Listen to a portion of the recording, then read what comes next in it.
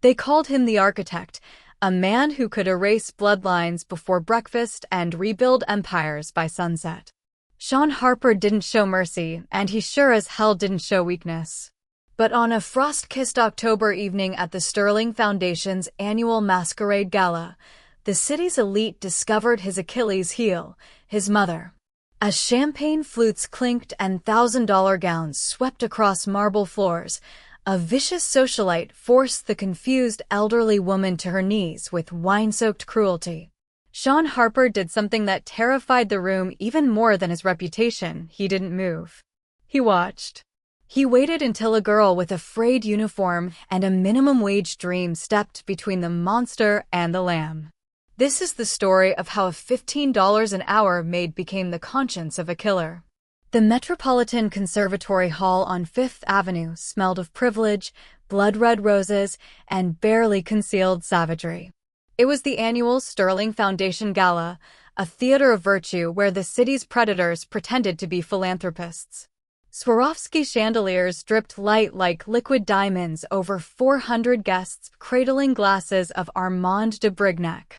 High above them, concealed in the shadowed curve of the second-floor gallery, Sean Harper stood motionless as carved stone. He didn't sip champagne. He didn't make small talk. He adjusted the platinum cufflinks on his midnight black Tom Ford suit, his gray eyes tracking movement on the floor below with the cold precision of a sniper choosing targets. At 34, Sean Harper was the silent emperor of the city's underworld. To the public, he was a venture capitalist with inherited real estate holdings. To those who knew better, he was simply the architect, a man who designed your destruction so carefully you'd thank him for the blueprint before you realized you were already buried.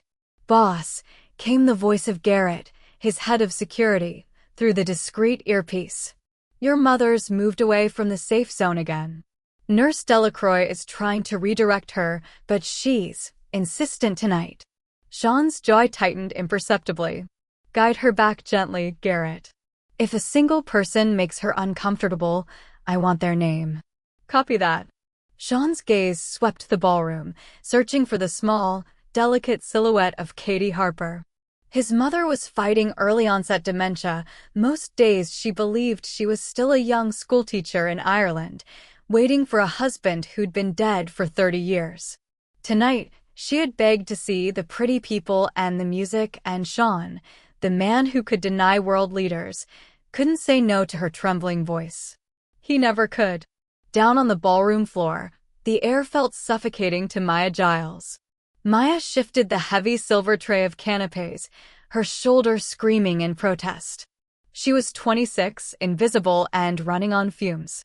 Her uniform, a standard black sheath dress with a starched white collar provided by elite events staffing, hung slightly loose on her frame, a reminder that she'd been skipping meals to keep the lights on. She'd been standing for 11 hours straight. Her landlord had texted twice about late rent. Her phone was one missed payment away from disconnection. But if she finished the shift, if she smiled through the dismissive glances and the don't make eye contact rules, she'd have enough to survive another 2 weeks. "Champagne, ma'am?" "Hors d'oeuvre, sir." Maya moved through the glittering crowd like a shadow seen, but never acknowledged, useful but never valued. Near the center of the ballroom, a ripple of whispers cut through the orchestral music. The polite hum of conversation sharpened into something uglier. Heads turned. Phones lifted discreetly. Maya looked up and felt her heart crack. An elderly woman in a pale blue vintage dress, delicate lace color, slightly faded fabric, stood frozen near the ice sculpture display. She clutched a small beaded handbag to her chest, her silver hair pinned back in an old-fashioned style. Her eyes were wide, confused, darting around the room as if she'd woken up in a place she didn't recognize. It was Katie Harper. And circling her like a shark scenting blood was Vivian Ashford, the city's most notorious socialite, a woman whose cruelty was as famous as her wealth. Maya watched, tray trembling in her hands, as Vivian raised a glass of Merlot high. The room held its breath. And then the wine fell like blood on white lace. "If you're hooked on that one fatal correction," Hit subscribe now. Because Katie just made herself Sean's secret weapon and the bullseye in a deadly game. Stories like this, where numbers expose killers, refuse to stay buried. Help prove they matter.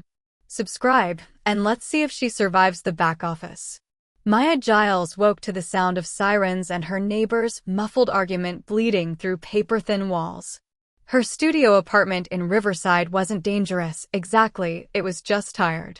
Peeling paint, a radiator that clanged like a dying animal, and a window that overlooked a brick wall so close she could touch it. She rolled out of bed, her lower back already protesting. 26 years old and her body felt 50. That's what happened when you worked 3 jobs and slept 4 hours a night. The mirror in her cramped bathroom told the truth her smile tried to hide. Dark circles, chapped lips, hair that needed a trim she couldn't afford. Maya splashed cold water on her face.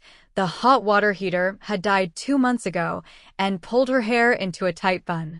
Invisible women don't get to have bad hair days. The 6:15 bus to the city center smelled like wet coats and resignation. Maya pressed her forehead against the cold window, watching the neighborhoods transform. Riverside's crumbling brownstones gave way to restored Victorians, then glass towers, then the gleaming monuments of Fifth Avenue. Every mile was a reminder, you don't belong here. Her back ached from yesterday's 14-hour catering shift. Her hands were raw from scrubbing floors at the law office she cleaned 3 nights a week. Her feet throbbed in discount shoes she'd already resold twice. But Maya didn't complain. Complaining was a luxury for people who had the option to quit. Sometimes, on these long bus rides, Maya let herself imagine a different life. Not rich, she wasn't greedy. Just seen. She imagined walking into a room and having someone ask her opinion. Having a conversation that didn't start with, "Can you clean this?" or "Why hasn't this been refilled yet?" She dreamed of work that didn't make her body scream, of being valued for her thoughts instead of her ability to disappear into the background. Maya dreamed of mattering. But dreams didn't pay rent. Dreams didn't keep her younger sister in community college or buy groceries for her mother's weekly care package. So Maya buried the dream, straightened her uniform, and stepped off the bus into the glittering district where people like her only existed to serve people who'd never remember her face. The Metropolitan Conservatory Hall loomed ahead, all marble columns and golden light. Maya took a breath, put on her invisible armor, and walked through the service entrance. Maya stood frozen, the silver tray cutting into her palms. Wine dripped from Katie Harper's trembling chin, staining the delicate lace of her vintage dress like spilled blood. The elderly woman's eyes were wide with confusion and fear. She didn't understand why everyone was laughing, why the beautiful lady had hurt her. Vivian Ashford's voice cut through the ballroom like a knife. "Oh, darling, did you wander away from the nursing home? Someone really should keep better track of their charity cases." Laughter rippled through the crowd.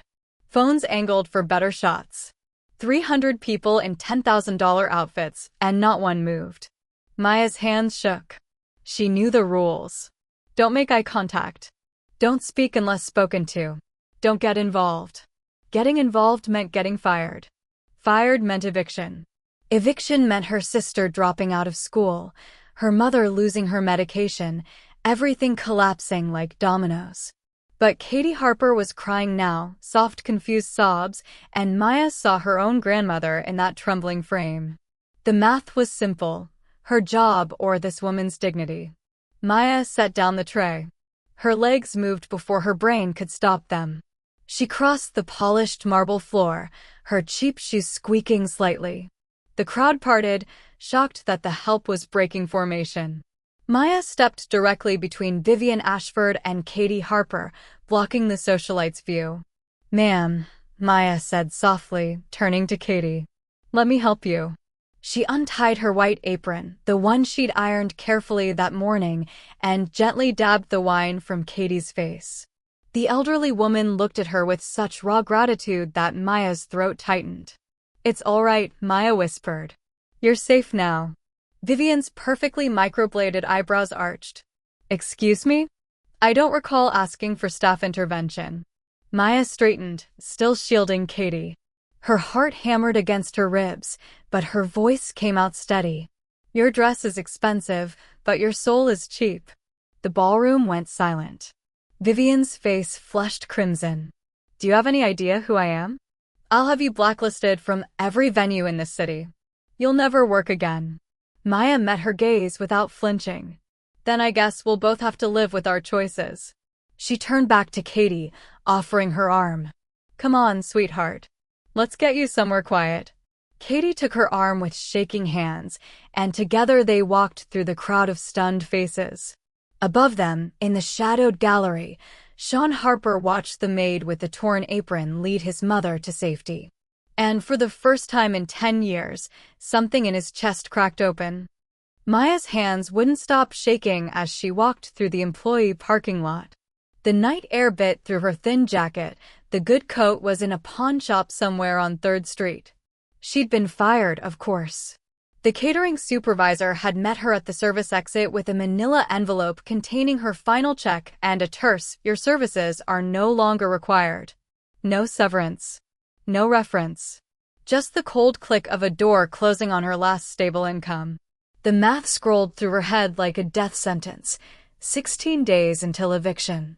-$43 in her checking account. Her sister's tuition payment due in a week. Maya pressed her palms against her eyes, refusing to cry in a parking lot. Miss Giles. The voice came from the shadows, low, controlled, expensive. Maya spun around. Sean Harper stood beside a black Mercedes that probably cost more than her entire neighborhood. He wore his tuxedo like armor, his gray eyes reflecting the parking lot lights like polished steel. Maya's breath caught. Everyone knew who Sean Harper was, even if they pretended not to. You helped my mother, Sean said. It wasn't a question. Maya's voice came out smaller than she wanted. She needed help. 300 people saw her need help. You were the only one who moved. He stepped closer, and Maya fought the urge to step back. Why? Because it was right. Something flickered across his face, surprise, maybe, or recognition. You lost your job. I know. Vivian Ashford is calling every staffing agency in the city. You'll be blacklisted by morning. Maya's stomach dropped, but she lifted her chin. Then I guess I'll find something else. Sean studied her for a long moment, the way a jeweler examines a diamond in rough stone. My mother has dementia, he said quietly. She needs someone patient. Kind. Someone who sees her as a person, not a problem. He pulled something from his pocket, a key on a simple silver ring. I'm offering you a position. Live-in caregiver at my estate. Salary is $120,000 annually, full benefits, private quarters. Maya stared at the key like it might burn her. Why me? Because tonight you proved you can't be bought. In my world, Miss Giles, that's rarer than diamonds. He held out the key. Maya's hand trembled as she reached for it. This isn't charity, Sean said, his voice dropping to something almost dangerous. My mother's safety is everything. If you accept this, you're accepting a responsibility most people couldn't handle. Maya closed her fingers around the key. When do I start?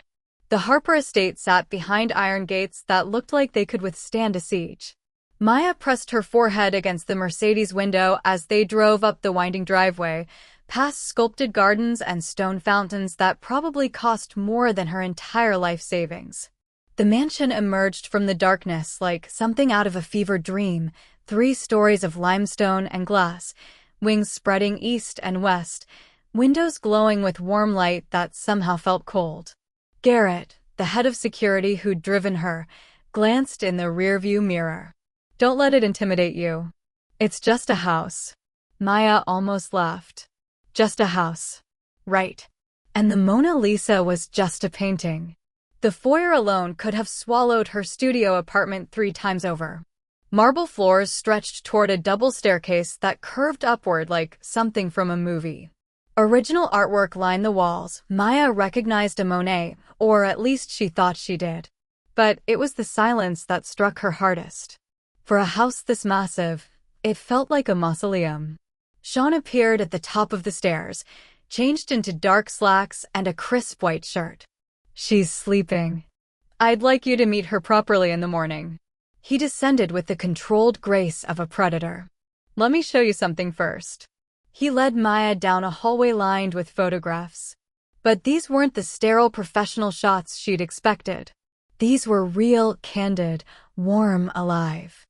Sean stopped at a picture of a young woman with kind eyes holding a dark-haired boy. My mother, 30 years ago. She was a teacher. Spent her salary on books for kids whose parents couldn't afford them. He moved to another photo, Katie volunteering at a soup kitchen, laughing with an elderly man. She taught me everything that matters, Sean said quietly. Kindness. Honor. The difference between power and cruelty. His voice dropped. Every choice I make, I ask myself, would she be proud or ashamed? Maya studied his profile, the hard jaw, the distant eyes. What happens when she can't remember who you are anymore? Sean's hand pressed against the wall, his shoulders tight. Then I lose my compass. And God help this city when I do. Maya understood then. This wasn't just a caretaking job. Katie Harper was the only thing standing between Sean and the abyss. And Maya had just become responsible for keeping them both from falling. Maya woke to screaming. She bolted from her quarters, a suite larger than any apartment she'd ever lived in, and ran barefoot down the hallway. Katie's bedroom door was open, and inside, the elderly woman stood in her nightgown, clutching the bedpost like a lifeline. Where am I? Who are you people? Katie's voice cracked with terror. I want to go home. Please, I just want to go home. Garrett stood frozen in the doorway, his hand hovering near his radio. Sean was in meetings across town. Maya was on her own. She took a slow breath and approached carefully, hands visible, voice soft. Katie, my name is Maya. You're safe. I promise you're safe. I don't know you. Katie backed against the wall, tears streaming down her face. Where's my mother? Where's Thomas? Thomas. Maya had read the file, Katie's husband, dead since 1994. Maya remembered what Sean had shown her last night, the photographs, the memories, the fragments of Katie's real life before the fog took over. She sat on the floor, making herself small and non-threatening. Katie, do you remember teaching? You were a teacher, weren't you? Katie's breathing slowed slightly. Yes. 3rd grade. St. Bridget's. What did you teach them? Reading. Music. A flicker of light in Katie's eyes. We sang every morning. You are my sunshine. The children loved it. Maya's throat tightened. She started humming the melody, soft and low. Katie's rigid posture softened. Her hands unclenched. Maya kept humming, then added the words. You are my sunshine, my only sunshine. Katie's lips trembled. Then, quietly, she joined in. You make me happy when skies are gray. By the 2nd verse, Katie had slid down the wall to sit on the floor across from Maya, their voices weaving together in the early morning light. After the song ended, Maya pulled a lavender sachet from the bedside table, Katie's favorite scent, according to the notes. She held it out. Smell this. Does it remind you of anything? Katie pressed it to her nose, eyes closing. My garden. In Galway. I planted lavender by the kitchen window. Her voice was clearer now, more present. I'm in Sean's house, aren't I? Yes. Did I forget again? Maya took her hand gently. The fog came back for a little while. But you found your way through. Katie's fingers squeezed hers. Don't leave me alone in it. Promise me. I promise, Maya whispered. I'll always help you find your way home.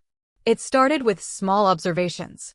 Katie would have good days, clear, present, laughing at old photographs. Then she'd take her evening medication, and by morning, she'd be lost in the fog again, more confused than ever, sometimes violent. Maya sat in Katie's room on the 4th night, watching the elderly woman sleep fitfully. The medication schedule didn't make sense. Katie's doctor had prescribed Memantine to slow the dementia's progression, but she seemed worse after each dose. Maya pulled out her phone and searched the pill bottle's label. Then she compared it to the actual tablets in the organizer. Her blood went cold. The shapes were wrong. Subtly, but wrong. Maya waited until 2 a.m., when the mansion settled into silence. She slipped down to the kitchen where the household staff prepared Katie's medication each evening. The main pill organizer sat in a locked cabinet, but Maya had watched Diane, the day nurse, retrieve it enough times to know where the key was hidden. Inside, she found 2 bottles of memantine. One matched Katie's prescription perfectly. The other was identical except for one detail. The lot number had been carefully scratched off. Maya photographed both bottles with shaking hands. She was replacing them when she heard footsteps. Diane entered the kitchen, her eyes widening when she saw Maya. "What are you doing?" "I could ask you the same thing." Maya held up the tampered bottle. "Why are there 2? Diane's professional mask cracked. Fear flickered across her face. "You don't understand. You need to put that back and forget you saw anything. Who's paying you? Put it back." Diane's voice dropped to a whisper. "He'll kill me. He'll kill both of us." "Who will?" "Julian Thorne." Diane's voice broke. He said it was just to make her a little more confused, a little more erratic. To embarrass Sean in public. "I needed the money, my daughter's medical bills." Maya's mind raced. She'd heard that name. Julian Thorne. One of Sean's rivals, constantly circling the Harper empire like a shark. "How long?" 6 months. Diane was crying now. "I didn't think it would hurt her this badly. I swear I didn't know." The kitchen lights blazed on. Sean stood in the doorway, his face carved from ice. "Tell me everything," he said quietly. "And pray I let you live long enough to fix this." Numbers met fire, and now Sean's walls are cracking. If you're feeling that spark ignite a powder keg, subscribe. Katie's not just auditing crimes anymore, she's rewriting his empire from the inside. Hit subscribe, because the threats about to explode aren't just financial. Sean's office looked like a command center. Security footage played on multiple screens. Photographs of staff members covered one wall, red strings connecting faces to timelines. Maya stood beside his desk, exhausted but wired on adrenaline. Diane sat in the corner, guarded by Garrett, her face pale as bone. "The gala," Sean said, staring at freeze frames of Vivian Ashford pouring wine on his mother. "It wasn't random cruelty. It was theater." Maya followed his logic. "A distraction." "Exactly." Sean pulled up another screen, financial records, encrypted messages. "While everyone watched my mother being humiliated, while I was focused on managing that situation, Julian Thorne's people were accessing my servers. They pulled client lists, shipping schedules, everything." He turned to Diane. "You were told to increase her medication that week. Make her more confused, more likely to wander." Vivian was positioned exactly where Katie would end up. Diane nodded miserably. "He said it was just to rattle you. To make you look weak in front of your associates." Sean's jaw clenched. He didn't just want to embarrass me. He wanted to prove I couldn't protect what matters most. Maya studied the photographs on the wall. If Diane could be compromised, who else? That's what we need to find out. Sean met her eyes. "I'm bringing in investigators to sweep the house, but that could take weeks. Julian will move faster." "Then we move faster." Maya stepped closer to the wall. Katie trusts certain people. Her physical therapist, Marcus. The chef, Lorraine. If they're compromised, she's vulnerable. Sean's expression shifted, a flicker of respect. "You're thinking like an operative." "I'm thinking like someone who loves her." Maya's voice was firm. "You taught me the stakes. Now let me help protect her." Sean pulled a small device from his drawer, a recording pen. "Wear this. Talk to the staff. People underestimate caregivers. They'll say things around you they'd never say around me." Maya took it. "What about Diane?" Sean's eyes went cold. "She stays locked in the East Wing until I decide if she's useful or disposable. For now, she's the only direct link we have to Julian's operation." Maya turned to leave, then stopped. Sean? At the gala, you waited. You watched everyone fail to help her. Were you testing them or testing me? His silence was answer enough. You gave me a key to your fortress, Maya said quietly. Now I'm asking you to trust me with the war. Sean nodded once. Find the traitors. Keep my mother safe. And Maya, yes, don't become a casualty. I can't afford to lose you both. Sean had been gone for 3 hours, an emergency meeting downtown that couldn't wait. Maya was reading to Katie in the sunroom when every light in the mansion cut out simultaneously. Not a power failure. The backup generators should have kicked in within seconds. They didn't.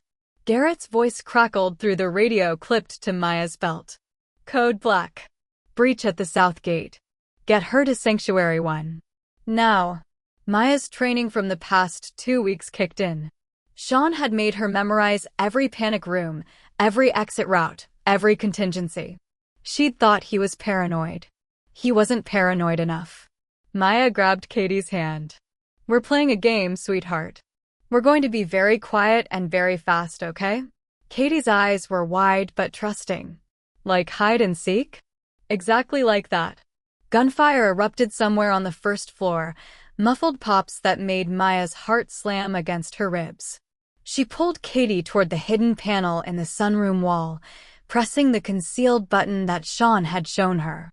The panel slid open, revealing a narrow corridor. They slipped inside just as the sunroom door exploded inward. Maya's mind raced as they moved through the darkness. Sanctuary 1 was compromised, that's where they'd expect her to go. Sanctuary 2 required passing through the main hallway. But there was a third option. One Sean had mentioned almost as an afterthought. The old servants' passages. Pre-renovated tunnels that predated the modern security system. Most of the staff didn't even know they existed. Maya found the access point behind a storage closet, her fingers remembering the pattern Sean had traced on the wall. The panel clicked open. Maya? Katie's voice trembled. I'm frightened. I know, love. But you're going to be so brave for me, aren't you? Maya squeezed her hand. Just like you were brave for all those children you taught. Katie straightened slightly. I was a good teacher. You were the best teacher. Now let's show these bad men what Harper women are made of. The servants' passages led to the wine cellar, a reinforced basement with steel doors and its own communication system. Maya locked them inside and immediately hit the emergency beacon that would alert Sean and every backup team within 20 miles. Then she pulled Katie behind the wine racks into the deepest shadow and held her close. Above them, footsteps thundered. Voices shouted. Furniture crashed. Julian Thorne's men were tearing the house apart. But they'd never find the fortress within the fortress. Maya pressed her lips to Katie's silver hair. We're safe now. I promise. Through the ventilation shaft, she heard Garrett's voice, calm and deadly. Sir, they're in the wind. Target secured by the caregiver. Sean's response came through like thunder. I'm 10 minutes out. Anyone still in my house when I arrived dies screaming. Maya smiled in the darkness. The architect was coming home.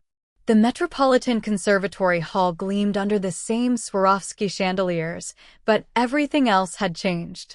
Maya stepped out of the Mercedes wearing a midnight blue gown that Sean had insisted on, silk that whispered against her skin, a neckline that was elegant without trying. Her hair was swept up, revealing the delicate diamond earrings that had been Katie's gift. You look terrified, Sean said quietly, offering his arm. I'm about to walk into a room full of people who watched me get fired. Maya's hand trembled slightly as she took his arm. What if? What if nothing? His voice was firm. You saved my mother's life. Twice. You identified a traitor in my organization. You survived a siege. These people aren't fit to shine your shoes. Katie appeared beside them, radiant in emerald green, her medication properly managed, her eyes clear and bright. She took Maya's other arm. Besides, dear, you're family now. And Harper women don't apologize for existing. Maya felt something warm bloom in her chest. Family. The word still felt foreign and precious. They walked through the main doors together, not through the service entrance, but through the grand marble archway where the city's elite made their entrances. The room fell silent. Heads turned. Whispers erupted like wildfire. Sean Harper, the architect himself, escorting not one but two women into the gala, his mother, recovered and glowing, and the maid who'd been fired 6 months ago. Except Maya wasn't a maid anymore. She was the woman who'd brought down Julian Thorne's operation, who'd saved the Harper family, who now sat on the board of 3 charitable foundations that Sean had transferred to her name. Vivian Ashford stood near the champagne fountain, her face draining of color as they approached. Sean's voice carried across the marble floor. "Vivian, I believe you have something to say to Miss Giles." The socialite's mouth opened and closed. Her eyes darted around the room, looking for escape, for allies. She found none. Vivian's voice cracked. "I apologize for my behavior at the previous gala. It was cruel and unforgivable." Maya studied her for a long moment. The woman who'd humiliated Katie, who'd laughed as wine soaked an elderly woman's dress, who'd cost Maya everything she had. "Apology noted," Maya said simply. Then she turned to Sean. "Shall we? I think Katie wants to dance." As they walked away, Sean leaned close to Maya's ear. "By the way, I bought this building last month. Thought you should know." Maya laughed, a real laugh, free and unguarded. "So she just apologized to the woman who owns the floor she's standing on?" "Technically, you own it. The deed's in your name." Katie squeezed Maya's hand, her eyes twinkling with mischief. "Welcome to the family business, dear." And as the orchestra began to play, Maya realized she was no longer invisible. She was home. From waitress to empire builder, Katie solved the deadliest equation of all. If Underdog's Rising thrills you, subscribe now. These stories prove precision beats power every time. Hit subscribe for the next saga where one correction rewrites the underworld.